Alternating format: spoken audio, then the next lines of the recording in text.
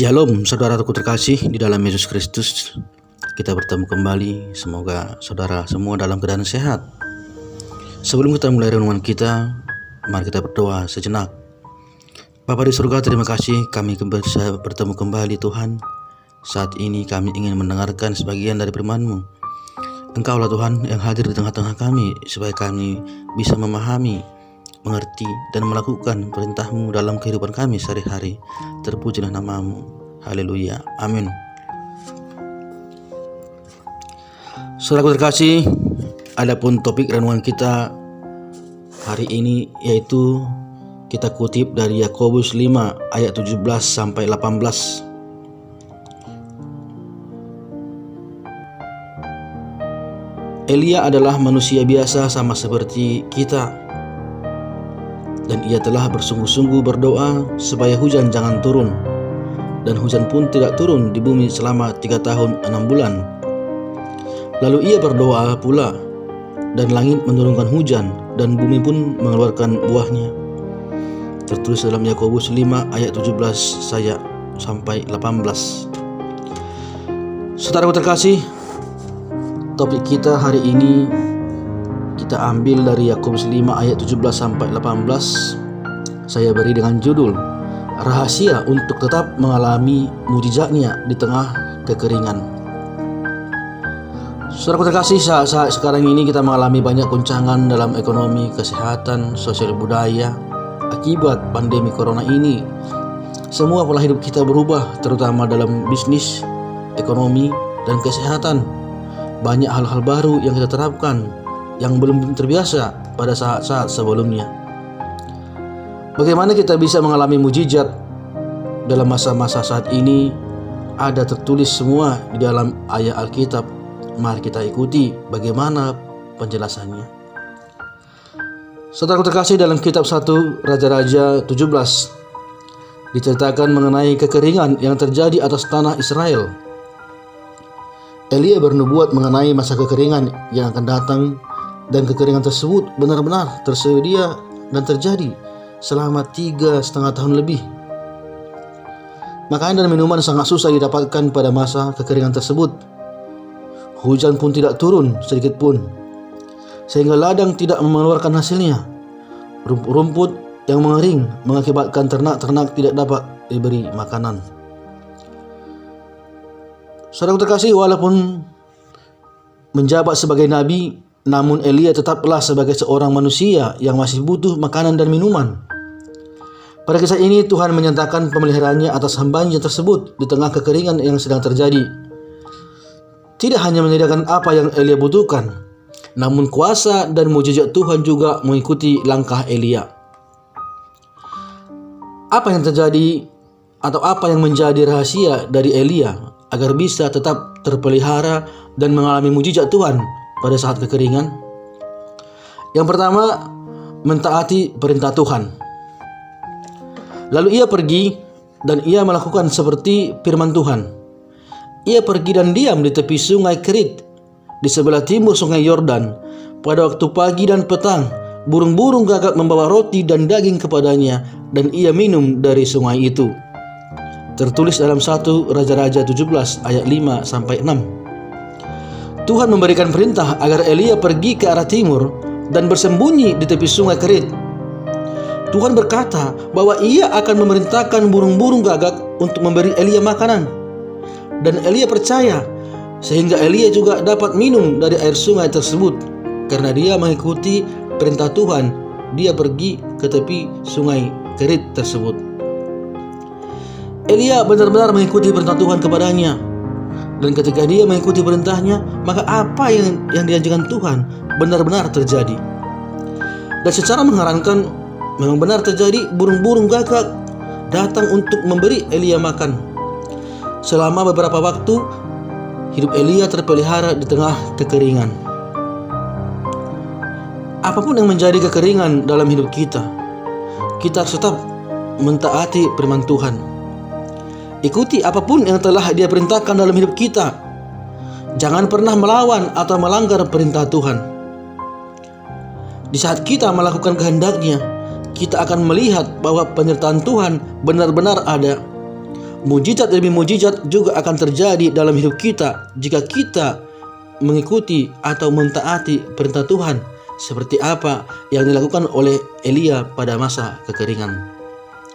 Yang kedua, perbuatlah apa yang dapat kita lakukan. Lalu pergilah perempuan itu dan berbuat seperti yang dikatakan Elia. Maka perempuan itu dan dia serta anak perempuan itu mendapatkan makan beberapa waktu lamanya. Tepung dalam tempayan itu tidak habis, dan minyak dalam buli-buli itu tidak berkurang, seperti firman Tuhan yang diucapkannya dengan perantara Elia. Ini tertulis dalam 1 Raja-Raja 17 ayat 15 sampai 16. Saya harap saudara juga bisa membuka Alkitab saudara di rumah atau dimanapun Anda berada, supaya lebih jelas bagaimana cerita tentang Elia ini. Saudaraku terkasih, Tuhan memerintahkan Elia untuk pergi ke Sarfat dan memberitahu Elia bahwa ada seorang janda yang akan memberi Elia makan. Elia pun menuruti perintah Tuhan dan bertemu dengan janda yang ada di Sarfat. Elia meminta minum dan janda tersebut mengambilkan minuman untuk Elia. Namun, ketika Elia meminta agar diambilkan sepotong roti, janda tersebut mengatakan bahwa dia hanya memiliki sisa segenggam tepung dan sedikit minyak. Bahan tersebut hanya cukup bagi janda dan anaknya untuk 1 kali makan saja. Setelah itu, janda tersebut pasrah dengan sisa kehidupannya apabila tepung tersebut sudah habis. Tetapi saudaraku, terjadi keajaiban. Elia berkata kepadanya, "Janganlah takut, pulanglah, buatlah seperti yang kau katakan." Elia berkata kepadanya, "Janganlah takut, pulanglah, buatlah seperti yang kukatakan. Tetapi buatlah lebih dahulu bagiku sepotong roti bundar kecil daripadanya dan bawalah kepadaku. Kemudian barulah kau buat bagimu dan bagi anak-anakmu." Itulah perkataan Elia kepada janda tersebut. Janda itu melakukan tepat seperti apa yang dikatakan oleh Elia. Dan tepung dalam tempayan itu tidak habis. Minyak dalam buli-buli pun tidak jadi berkurang seperti yang difirmankan Tuhan melalui Elia. Janda tersebut melakukan apa yang dapat dilakukannya pada saat itu. Memang tidak ada hal lain yang dapat dilakukannya pada saat itu. Tidak ada hal lain yang dapat dilakukan saat kekeringan selain melakukan apa yang Elia sampaikan kepadanya. Dan janda itu taat, dia melakukan apa yang dikatakan oleh Elia. Namun di saat janda itu melakukan langkah imannya, kuasa Tuhan dinyatakan dalam kehidupannya.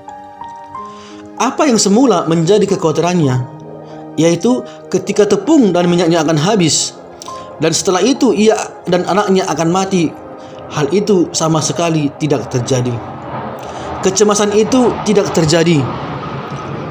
Tuhan menyatakan pemeliharaannya. Tuhan mengadakan mujizatnya.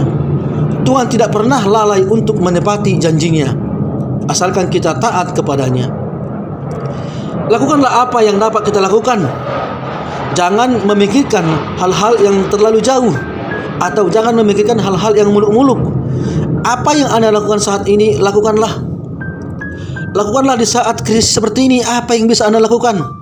Bertindaklah. Jangan bermalas-malasan, dan lakukanlah perintah Tuhan. Tetaplah berdoa. Saudaraku terkasih, melalui renungan ini kita melihat bagaimana keyakinan, bagaimana iman seorang janda tersebut yang mau melakukan tanpa banyak berpikir apa yang diperintahkan oleh Elia, sehingga semua mujizat terjadi. Dia tidak kekurangan, bahkan minyak itu berlebih, bahkan makanan itu berlebih. Tidak terjadi kelaparan untuk dia dan anaknya. Saudaraku terkasih, lepaskanlah apa yang tidak dapat kita kendalikan. Berserahlah kepada Tuhan agar Dia menyatakan kuasanya atas kehidupan kita, dan kita akan melihat hal-hal yang heran terjadi atas hidup kita saat ini.